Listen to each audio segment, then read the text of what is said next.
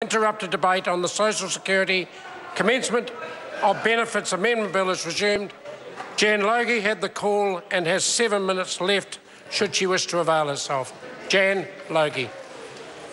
Mr. Speaker, and as the bells rang, I was speaking to the point of the importance of trust between the people of this country and the government, and indeed this Parliament.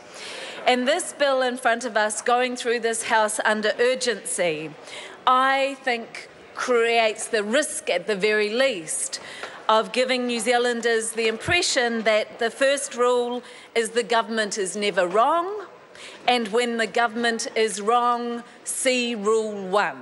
The government is never wrong. And I want to say very clearly that I don't want to live in that society. I want to live in a society where, as a Parliament, we seek to strengthen... Order. I'm sorry, the member. Those who are leaving the chamber, please do so quietly and as quickly as possible, so, in fairness to the Speaker, we can all hear. Jan Logie. Thank you, Mr. Speaker. As I was saying, I want to live in a society where, as a Parliament, our focus is on strengthening the people's trust in government and public institutions, and where we do our best to protect the rule of law and the human rights of everyone in this country.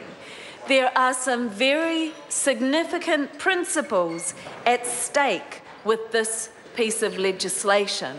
I've already spoken to the principle of trust, and quite significantly connected with that is the principle of balance.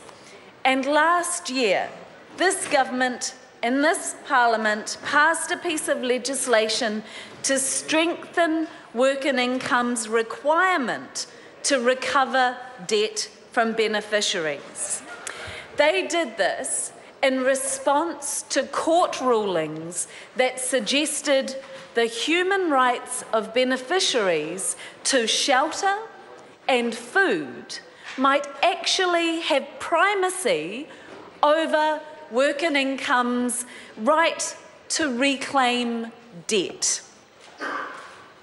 Now, I want this House to think about that when the court said the human rights of New Zealanders might take primacy over the government's fiscal agenda, this government came to this House with legislation that said, no, our fiscal priorities need to take priority.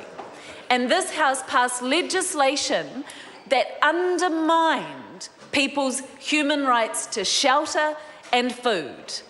And now, here we are, about a year later, in this House, where the government has been told by the courts very clearly over a year ago that they are misapplying the law and denying people money that they are entitled to law to access. And here we are, where the government is saying, we made a mistake. I know the courts think we owe these people this money, but actually we're retrospectively going to rule out that right and deny people that money. I think that raises some pretty major questions of trust and balance. And I want to talk this House through the process as it's happened, as I can work out the timeline. So the law was introduced on the 3rd of June in 1998 that states a stand-down period applies under this section where benefits commence on the day on which the stand-down period ends. The day on which the stand-down period ends is the day on which the benefit commences. And yet, somehow, for 18 years, the Ministry of Social Development has been commencing the benefits on the day after the stand-down period ends. That is a pretty clear piece of legislation, on the day the stand-down period ends.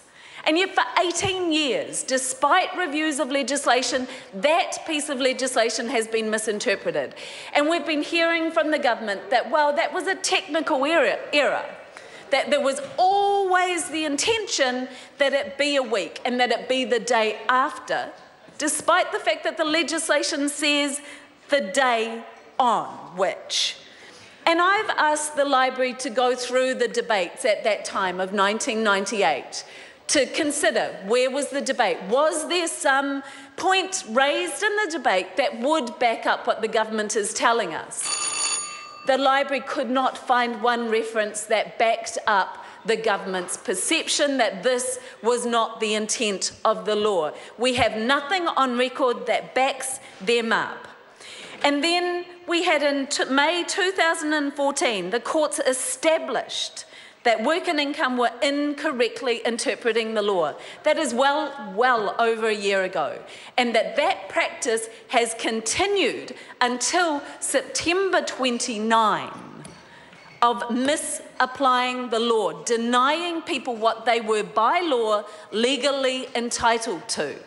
And it seems to me very worrying that despite there having been 2 court cases reinforcing that law, and we heard from a previous speaker, Alfred Naro, Cabinet considering the fact of those court rulings, that work and income still refused to implement the law. They chose to act illegally until about 2 weeks after this came to the media's attention. So where we have court rulings, 2 court rulings, we have a cabinet consideration and nothing, a decision and choices to choose not to apply the law as it was written to beneficiaries. And I can only assume it was because they didn't think that beneficiaries would have any public support to back them up on accessing their legal rights, until it managed to come to the attention through the media, through advocates raising this in select committee. And the minister said to me she wasn't aware. And then we get to a very significant problem of a major breakdown between minister and department. I call Derek Ball.